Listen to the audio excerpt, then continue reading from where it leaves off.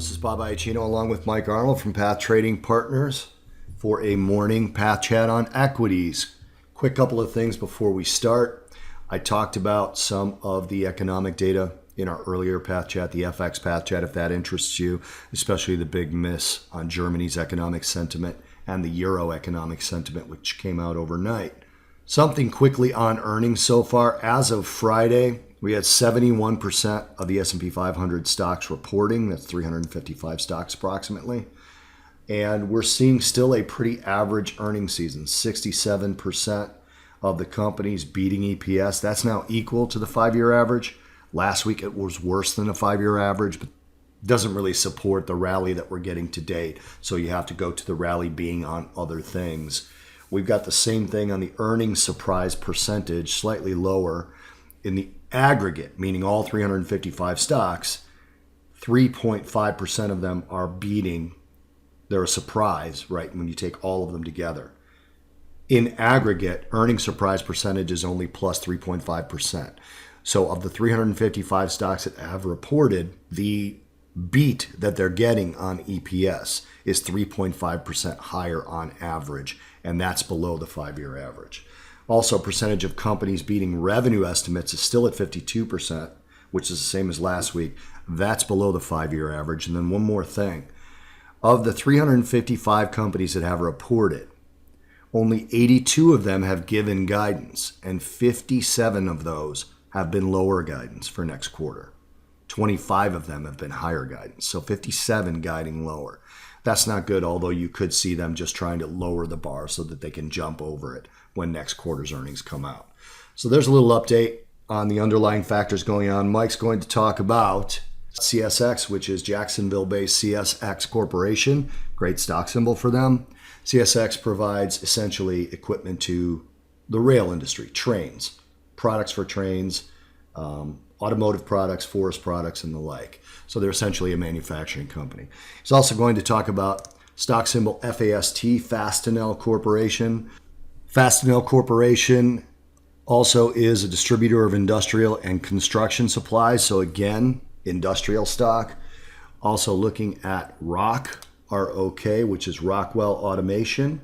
Rockwell Automation essentially is they provide industrial automation and information solutions to architecture control products. So another industrial company. Also going to talk about AT&T, stock symbol T, from a stock accumulation standpoint, and Visa, a financial services company we are all aware of. So Mikey, it is all yours. Okay, great, Bob. I have a lot of doubles on the plate today. CSX left behind a monster gap. This is on a daily chart, monster gap. This was January 18th to January 19th. If this double triggers, what's interesting is it's going to take it back to essentially the bottom of the big gap up. That's not even filling the gap. So keep an eye on this. For that to happen, we'd have to get a close below 46.06. Like if this took a couple more days and let the 21 get out of the way and also close below the 21, that's going to be a much higher probability trigger. Fast, this is somewhat sloppy, but it's interesting. It will probably trade like a double. We'd need to close below the 48.69, and then it'd just be a single target trade. There was a gap left behind back from January 10th to, I think this was the 11th. That left behind this little gap, we'd have a single target trade, 46.54 at there. And I'm calling these out early. A lot of them need some time to trigger. They may still become invalid. So they're not tradable now. I'm calling out the levels in which we'd look to trade them. ROK, we need to close below the 146.37. We have another big gap left behind from January 24th to the 25th. The gap fill would be our stop reduction target of 141.83. And this would be a two-target trade, 139.57 and 137.30. This is a long way off from triggering yet, but we may see a few sudden moves, especially if the market rolls over. Close below 136.37, and that's also below the rising 21 exponential. AT&T, this is on a weekly basis. This is not one I'd be shorting. It's a big dividend play for a lot of people, but If this does trigger below 40.24 with a close below 40.24 on a weekly basis, we could see this pull all the way back to the 37.45 level, which is levels we haven't seen since November 13th, right after the election. So this could be a pullback. So for people who want to accumulate AT&T for a dividend play, these levels earlier, especially the 38.15 and 37.45, could be key areas to watch for an accumulation. Finally, Visa, big gap up from February 2nd to the 3rd. Ran up, pulled back to the 8, ran back up to form a second top. Now, we're calling this out very early. We have a big gap.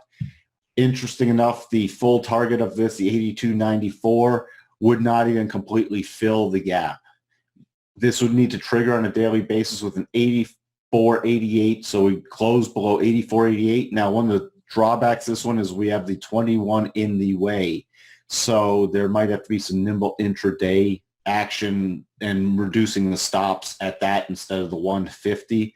But this one it took off fast and it can collapse fast. You see in the past how quickly Visa has moved if we expect some kind of slowdown, or if there's a consumer related thing, or if there's a bank issue that comes out, or a big market pullback. So watch for this one also. That's all I have for you, Bob. Talk to you everyone later.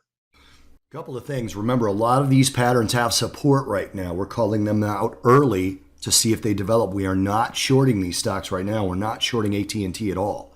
So keep that in mind.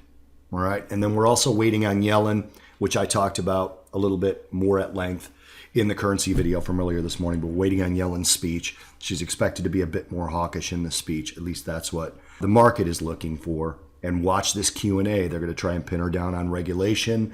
They're going to try and pin her down on, regulatory rollbacks rather. And they're going to try and pin her down on Trump policies, tax cuts, and the like.